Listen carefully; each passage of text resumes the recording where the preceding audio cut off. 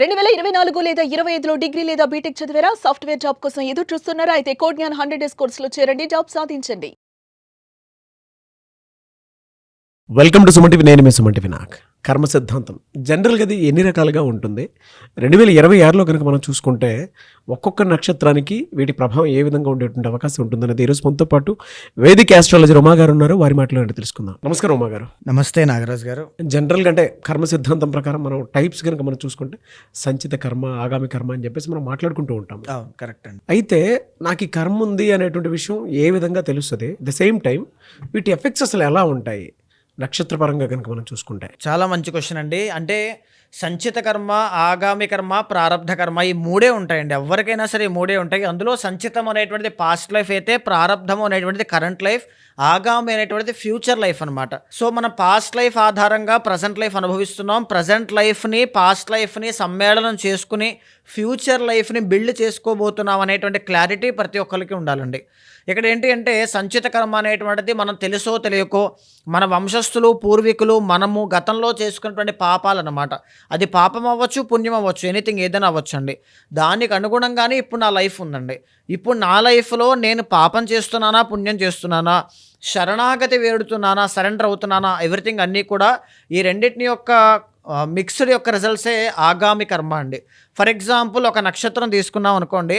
ఆ నక్షత్రానికి 2026లో గురువు అనేటువంటి ఆయన ఎలా ఉండబోతున్నారు, శని అనేటువంటి ఆయన ఎలా ఉండబోతున్నారు, ఈ యొక్క పలానా ఏలినాటి శని వల్ల డబ్బు నిలబడకుండా వెళ్ళిపోవడం లాంటివి, హెల్త్ ఇష్యూస్ రావడం లాంటివి, ఇవన్నీ ఎలా ప్రిడిక్ట్ చేయగలుగుతామండి? ఒక్కొక్క గ్రహము ఒక్కొక్క కారకత్వాన్ని, ప్రాపర్టీని చెప్తూ ఉంటుందండి. అంటే మనం అనుభవించాల్సిన కర్మని ఎన్ని రకాలుగా డివైడ్ చేశారు అంటే, రవి అనేటువంటి ఆయన ఎప్పుడు కూడా హెల్త్ అండి. చంద్రుడు అంటే మనస్సు, అంటే పీస్ ఆఫ్ మైండ్ మనిషికి ఉంటుందా లేదా అని. కుజుడు అంటే మీ యొక్క శక్తి సామర్థ్యాలండి, మీరు కష్టపడతారా పడరా అనేటువంటిది.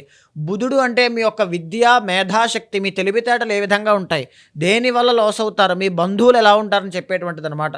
గురువు అనేటువంటి ఆయన విద్య, తర్వాత ధనము, సంతానము, గౌరవ మర్యాదలు, మీరు ఎక్కడెక్కడ లాస్ అవుతారో ఆ కర్మ బాగాలేకపోతే ఇక్కడ గురువు బాగాలేదంటే ఫలానా కర్మ వల్ల ఇక్కడ మీరు అవమానపడతారు. తర్వాత శుక్రుడు అంటే సుఖకారకుడు అండి, అంటే కోరికలు అనమాట. ఏ కోరికల కోసం మీరు వెంపర్లాడుతూ ముందుకు వెళ్ళి ఎన్ని కష్టాల్లో పడి మునుగుతూ ఉంటారనేటువంటిది. శని అంటే మీరు పడేటువంటి కష్టం అండి, అంటే మీరు దేనికోసం కష్టపడతారు. థర్డ్ హౌస్లో శని ఉంటే మీ జీవితం కోసం కష్టపడతారు. సెకండ్ హౌస్లో శని ఉంటే అత్యాశ పెరుగుతుంది. లగ్నంలో శని ఉంటే అనారోగ్య ఇబ్బందులు వస్తాయి, అంటే ఆరోగ్యం బిల్డ్ చేసుకోవడానికి కష్టపడతారు. సో ఇక్కడ తర్వాత రాహు అంటే డిస్ట్రాక్షన్స్ అండి, అంటే మీ యొక్క అత్యాశ అన్నమాట. కేతు అనేటువంటి ఆయన మీ ఆధ్యాత్మికత, మీలో ఉండేటువంటి పరతత్వము. సో ఈ యొక్క ఎలిమెంట్స్ని పట్టుకుని ఆస్ట్రాలజీ పరంగా సంచిత కర్మ అనేటువంటిది ఏ విధంగా ఉంటుంది, ఆగామి కర్మ ద్వారా వాటిని సవరించుకోవాలి అనుకుంటే ఎలాంటి పూజాక్రతువులు ఆచరించుకుని భగవంతుణ్ణి, ఏ రకమైనటువంటి దేవతా స్వరూపాన్ని, అంతా కూడా పరమాత్మ స్వరూపమేనండి. అందులో వినాయకుడు ఒక విషయాన్ని తెలియజేస్తూ ఉంటే, శివుడు అనేటువంటి ఆయన ఒక ఫిలాసఫీని తెలియజేస్తూ ఉంటారు, విష్ణుమూర్తి అనేటువంటి ఆయన ఇంకొక ఫిలాసఫీని తెలియజేస్తూ ఉంటారు.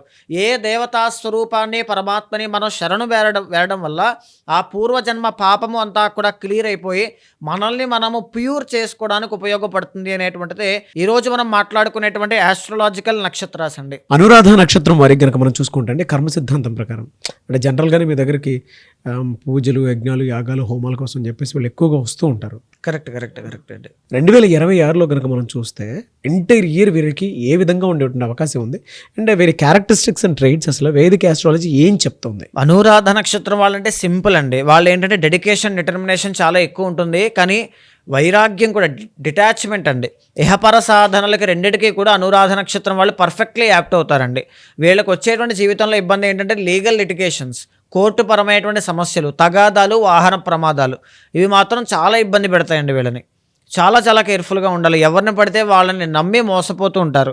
ఇంకా అనురాధ నక్షత్రంలో ఉండి ఎడిక్షన్స్ అనేటువంటివి ఉన్నాయంటే వీళ్ళకి ఇంకా ఆ జీవితంలో ఆ డిటాచ్మెంట్ అనేటువంటిది రాదండి. అనురాధ నక్షత్రం వాళ్ళకి పీస్ ఆఫ్ మైండ్ అనేటువంటిది ఉంటుందండి, ఎందుకంటే వీళ్ళకి ఆ జన్మరాశిలో చంద్రుడు నీచస్థితి పడతారండి. పీస్ ఆఫ్ మైండ్ అనేటువంటిది ఉండదు. తల్లికి సంబంధించిన సమస్యలు చాలా ఇబ్బంది పెడతాయండి. సో ఆ రకంగా వీళ్ళు కనబడుతూ ఉంటే 2026వ సంవత్సరంలో మాత్రము చాలా కేర్ఫుల్గా ఉండాలండి. చాలా మిశ్రమంగా, గందరగోళమైన పరిస్థితులన్నీ కూడా కనబడుతూ ఉన్నాయండి. గురువు అనేటువంటి ప్లానెట్ మనం తీసుకుంటే అష్టమ, భాగ్య, దశమ స్థానాల్లో సంవత్సర కాలం అంతా కూడా సంచారం చేస్తారు వీళ్ళకి. అంటే ఇయర్ స్టార్టింగ్లో వీళ్ళకి ఎప్పుడు గురువు అనేటువంటి ఆయన అనుకూలిస్తారండి, జూన్ 1 దాకా గురుబలం అనేటువంటిది వీళ్ళకి లేదు. ఓకే. అష్టమంలో గురుడు ఉన్నారంటే అవమానాలు, నష్టాలు, అంటే ఎవరికో డబ్బులు ఇస్తారు, మోసపోతూ ఉంటారు. ఉద్యోగ ప్రయత్నాలు చేస్తారు కానీ వీళ్ళకి అది కలిసి రాకపోవడం, శుభకార్యాల్లో ఆటంకాలు రావడం, చిన్న చిన్న అవమానాలు, అది చాలా ఇన్సల్ట్ని క్రియేట్ చేస్తుంటాయి, చాలా ఇంపాక్ట్ క్రియేట్ చేస్తుంటాయి. సో చాలా ఇబ్బంది పడతారండి. ఆ తరువాత ఎప్పుడు మళ్ళీ జూన్ 1వ తారీఖు దగ్గర నుంచి అక్టోబర్ 31వ తారీఖు దాకా వీళ్ళకి అఖండమైన రాజయోగం అండి. ఎందుకంటే అదే టైంలో గురు అనేటువంటి ఆయన బాగున్నారు, అదే టైంలో రవి అనేటువంటి ఆయన కూడా చాలా బాగున్నారండి. గురు రవి ఇద్దరు కూడా అనుకూలించారంటే ఎక్స్ట్రాడినరీగా అనమాట. అంటే మీకు ఉద్యోగ ప్రయత్నాలు, వ్యాపారాలు, తర్వాత ఈ యొక్క వివాహ ప్రయత్నాలు, సంతానం, ఎందుకంటే 2nd and 5th లార్డ్ అండి వీళ్ళకి గురుడు. కాబట్టి విదేశీ యోగాలు బాగా అనుకూలిస్తాయి, విద్యలో బాగా రాణిస్తారు విద్యార్థులు ఎవరైనా ఉంటే. తర్వాత సంపాదించిన డబ్బు నిలబడట్లేదు అనే ప్రాబ్లం యూనివర్సల్ ప్రాబ్లం అండి, అందరికీ ఉంటుంది. ఆ టైంలో మాత్రం ఖచ్చితంగా సేవ్ చేసుకుంటారు డబ్బులన్నీ కూడా. ఓకే. తర్వాత ఏంటి, గౌరవ మర్యాదలు పెంచుకుంటారు, 10 మందికి దాన ధర్మాలు చేస్తారు.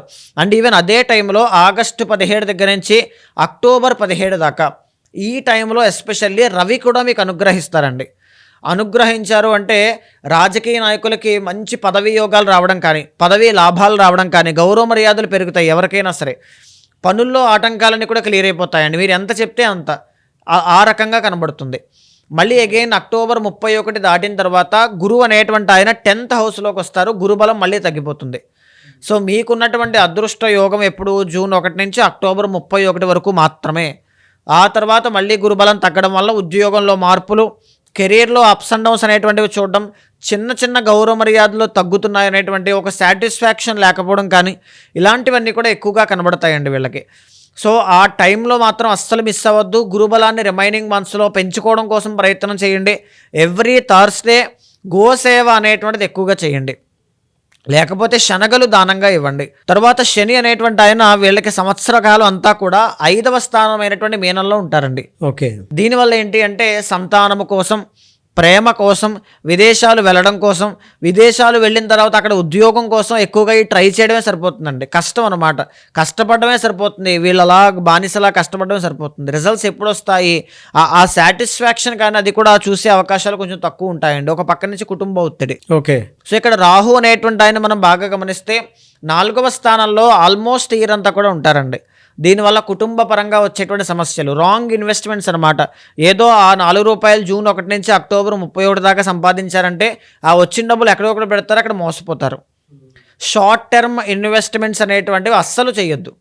అనురాధ నక్షత్రం వాళ్ళని రాహు బాగాలేదు, లాంగ్ టర్మే చేసుకోండి ఏదైనా చేసుకోవాలి అనుకుంటే కనుక. తర్వాత కేతును మనం బాగా చూస్తే అండి, సంవత్సరం చివరి వరకు ఎండ్ వరకు కూడా దశమంలో కేతు అనుగ్రహిస్తున్నారు, బాగున్నారు. దీనివల్ల మీరు ఎంతవరకు ఎమోషనల్ స్ట్రెంగ్త్ అనేటువంటిది పెంచుకుని కాన్ఫిడెంట్గా ముందుకు వెళ్ళగలిగితే, ఎంత కష్టపడగలిగితే అంతటి విజయాలు మీకు వస్తాయి. ఓకే. సో గురుబలం ఒక్కటే మీకు బాగా అనుగ్రహంగా లేదు, తర్వాత రాహు అనేటువంటి ఆయన బాగా లేదు. గురు రాహులు ఇద్దరూ కూడా అనుగ్రహించాలంటే ఏం చేయాలండి, శ్రీరుద్ర హోమం కానీ శ్రీరుద్ర యాగం కానీ చేసుకోవాలి. పర్సనల్ చాట్లో అనురాధ నక్షత్రం వాళ్ళకి గురు ఎవరండి, 2nd and 5th లార్డ్. మరి వాళ్ళ పర్సనల్ చాట్లో జన్మలగ్నం ఏంటి, అక్కడ ఆయనకి గురువు ఎవరయ్యారు, పాపి అయ్యారా, శుభుడయ్యారా, అర్ధశుభులయ్యారా అనేటువంటిది చెక్ చేసుకున్న తర్వాత ఈ గురువుకు సంబంధించిన పరిహారాలు ఆచరించడం, లేకపోతే ఏదైనా జెమ్ స్టోన్ పెట్టుకోవడం కానీ ఇలాంటివి చేయడం వల్ల చాలా బాగుంటుందండి వీళ్ళకి ఫేవరబుల్గా. ఎస్పెషల్లీ మీ జీవితంలో ఏదైనా బ్లాకేజ్ ఉంది, ఇంకా 2026 నాకు ఏదో ఒక దారి చూపించాలి అనుకుంటే జూన్ 1 దాకా ఓపిక పట్టండి. జూన్ 1 దాకా నో హోప్.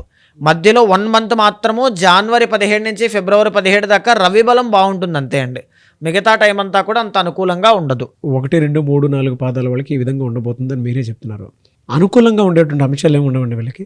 ఉంటాయండి ఆల్మోస్ట్. మంత్స్ వచ్చేసి వీళ్ళకి జనవరి 17 దగ్గర నుంచి ఫిబ్రవరి 17 దాకా రవి చాలా బాగుంటారు.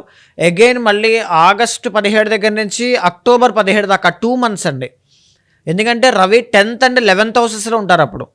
అప్పుడు ఏంటంటే ఏ ఉద్యోగం చేయనివాడు, ఇందాక ఆల్రెడీ చెప్పాను నేను ఇదే మాట, మీరు అనుకున్నది ఖచ్చితంగా జరుగుతుంది, మీరు చెప్పిందే శాసనం అన్నట్టుగా ఉంటుంది. ఎందుకంటే గురు రవి ఇద్దరు అనుగ్రహిస్తారు కాబట్టి. టు బీ ఫ్రాంక్, ఆ ఒక్క పీరియడ్ ఆఫ్ టైం మాత్రం మీకు చాలా బాగుంటుందండి. రిమైనింగ్ పీరియడ్ ఆఫ్ టైమ్స్లో అంత లేదు, కానీ మిగతా టైం అంతా కూడా చాలా బాగుంటుంది. ఎలా సరే వీళ్ళకి రెమెడీ ఏముంటుందండి జనరల్గా? శ్రీరుద్ర యాగం అనేటువంటిది చెయ్యండి, కంపల్సరీ చేయాలి. మీరు చేపిస్తారా సార్? అది చేపిస్తానండి. మీ పర్సనల్ చార్ట్ అనేటువంటి చూసిన తర్వాత ఎంతవరకు అవసరం, అది హోమమా, యాగమా, చండీ హోమం చేస్తే బాగుంటుందా, వనదుర్గా హోమం చేస్తే బాగుంటుందా, నెగటివిటీ ఆర్ ఎక్కడ లగ్నం ఏమైంది, లగ్న బలం ఉందా లేదా, ఎవ్రీథింగ్ అన్ని చెక్ చేసిన తర్వాత నేను చేయిస్తానండి. హెల్త్ పరంగా చూసుకుంటే వీళ్ళకి ఏ విధంగా ఉండేటువంటి అవకాశం ఉంటుందండి? హెల్త్ పరంగా ఈ సంవత్సరం మనం చూస్తే అండి, బ్లడ్కి సంబంధించినటువంటి హెల్త్ ఇష్యూస్ ఒకటి, స్కిన్కి సంబంధించిన ఒకటి, చిన్న చిన్న వాహన ప్రమాదాలు ఒకటి, ఆర్ లేకపోతే ఈ యొక్క డెంటల్ ప్రాబ్లమ్స్ అండి. ఈ 4 రకాల హెల్త్ ఇష్యూస్ వీళ్ళకి 2026లో ఖచ్చితంగా కనబడతాయండి. చాలామంది 2026లో మా భవిష్యత్తు ఏ విధంగా ఉండబోతుంది అని తెలుసుకోవాలనుకున్నటువంటి వాళ్ళు చాలామంది ఉన్నారు. వేదిక్ ఆస్ట్రాలజీ త్రూ ఎలా వెళ్ళాలి అని కొన్ని దోషాలు, పరిహారాలు కూడా తెలుసుకోవాలనుకున్నటువంటి వాళ్ళు ఉన్నారు. వాళ్ళు మిమ్మల్ని అప్రోచ్ అవ్వాలంటే ప్రాసెస్ ఏంటి? తప్పకుండా అండి. అలాంటి వాళ్ళు ఎవరైనా ఉంటే మీకు కింద కనిపించే నెంబర్కి కాల్ చేస్తే మా వాళ్ళు మీకు పూర్తి వివరాలు అందిస్తారు. మీ జాతకాన్ని చూసిన తర్వాత చాలామందికి ఒక గైడెన్స్ ఉంటే బాగుంటుంది అనుకుంటారండి. ఎవ్రీ 3 మంత్స్కి మీకు గైడెన్స్ కావాలి అన్నా, ఎవ్రీ 6 మంత్స్కి ఒకసారి గైడెన్స్ కావాలి అన్నా, every year every month guidance కావాలి అన్నా ఖచ్చితంగా మీ వెనకాల నేను ఉంటాను. ఒక ముహూర్త విషయంలో కావచ్చు, లేకపోతే ఒక సందేహం విషయంలో కావచ్చు, కెరీర్ కావచ్చు, పర్సనల్ లైఫ్ కావచ్చు, ఎవ్రీథింగ్ అన్నీ కూడా మీ వెనకాల నడిపించేటువంటి ప్రయత్నం చేస్తాను. అలాంటి వాళ్ళు ఉంటే మీకు కింద కనిపించే నెంబర్కి కాల్ చేస్తే మా వాళ్ళు మీకు పూర్తి వివరాలు అందిస్తారు. ఏదైనా దోషాలుంటే శాంతి పరిహారములు ఆచరింపచేసి భగవత్ అనుగ్రహం కలిగేలా చేస్తాను. థ్యాంక్ యూ అండి. థ్యాంక్ యూ సో మచ్ అమ్మ గారు. నమస్తే అండి. చూసారు కదండి వీడియో. ఈ వీడియోపై మీ అభిప్రాయాన్ని కమెంట్ బాక్స్లో పోస్ట్ చేయండి. ముఖ్యంగా మీరు కనుక 2026లో వేదిక్ ఆస్ట్రాలజీ త్రూ మీ లైఫ్ స్టైల్ ఏ విధంగా ఉండబోతుంది అనేటువంటి విషయం తెలుసుకోవాలనుకుంటే, అండ్ ఏదైనా దోషాలు ఉంటే దాన్ని క్లియర్ చేసుకోవాలి అనుకున్నటువంటి వాళ్ళు స్క్రీన్ మీద ఉమా గారి కాంటాక్ట్ నెంబర్ కనిపిస్తుంది. దాన్ని మీరు కాల్ ఆర్ మెసేజ్ వాట్సాప్ చేసి వెంటనే అపాయింట్మెంట్ బుక్ చేసుకోండి. ఈ వీడియో లైక్ చేయండి, షేర్ మాత్రం తప్పకుండా చేయండి. ఇలాంటి మరిన్ని వీడియోస్ కోసం మా ఛానల్ ఫాలో అవ్వండి. Thank you.